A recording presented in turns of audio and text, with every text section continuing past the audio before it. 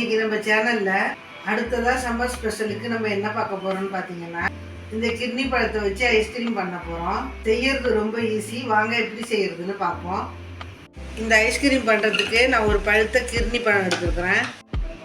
இதை இது மாதிரி மேலே மட்டும் கட் பண்ணி எடுத்துக்கோங்க. இதை மாதிரி ரவுண்டாக அரிஞ்சு எடுத்துக்கணும். இப்போ இதில் உள்ள சதையை மட்டும் ஸ்பூனால் எடுத்து மிக்ஸி ஜாரில் போட்டுக்குங்க.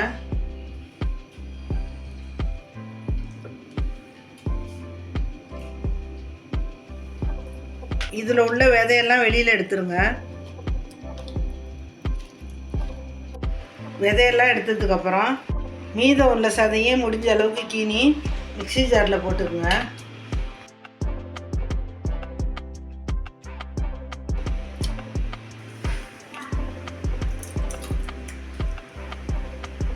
பாருங்கள், எல்லா சதையும் சுரண்டி எடுத்தாச்சு. இந்த குடுவையை தூக்கி போட்டுறாதீங்க, அப்படியே வச்சுடுங்க. இப்போ இதில் நம்ம ஃப்ரெஷ் க்ரீம் சேர்க்க போகிறோம். ஒரு 100 ml அளவுக்கு இதில் ஊற்றிக்கலாம்.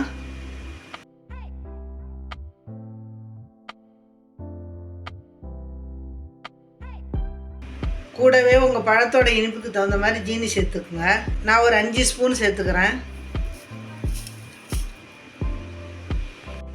ஃப்ரெஷ் க்ரீம் இல்லைன்னா திக்கான காய்ச்சின பாலில் கூட நீங்கள் ட்ரை பண்ணி பாருங்கள். இப்போ இதை மூடி போட்டு மிக்சியில் க்ரீமியாக அரைச்சி எடுத்துக்கலாம்.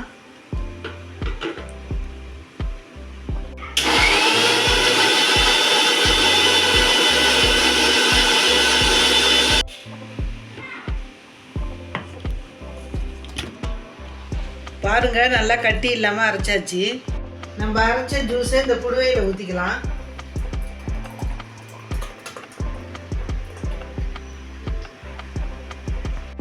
நான் கொஞ்சம் வீட்டில் டூட்டி ஃப்ரூட்டி வச்சுருக்கேன், அதனால் நான் இதில் கொஞ்சம் சேர்த்துக்கிறேன். இல்லைனாலும் பிரச்சனை இல்லை. இதை போட்டு மிக்ஸ் பண்ணி விட்ருங்க.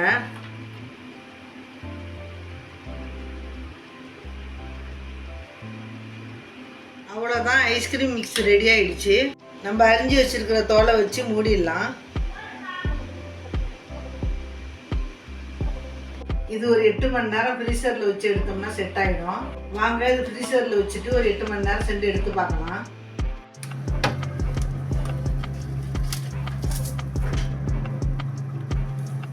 Eight hours later.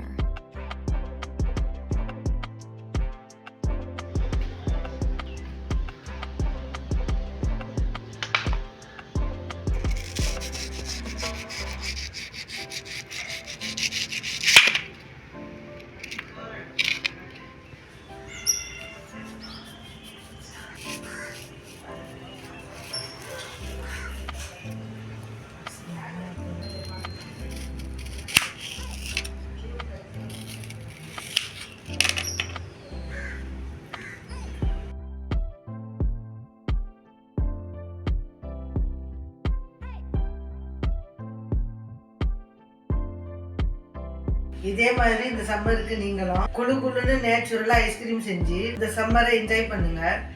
எங்கள் சேனலை சப்ஸ்கிரைப் பண்ணாதவங்க சப்ஸ்கிரைப் பண்ணிக்கங்க. நன்றி, வணக்கம்.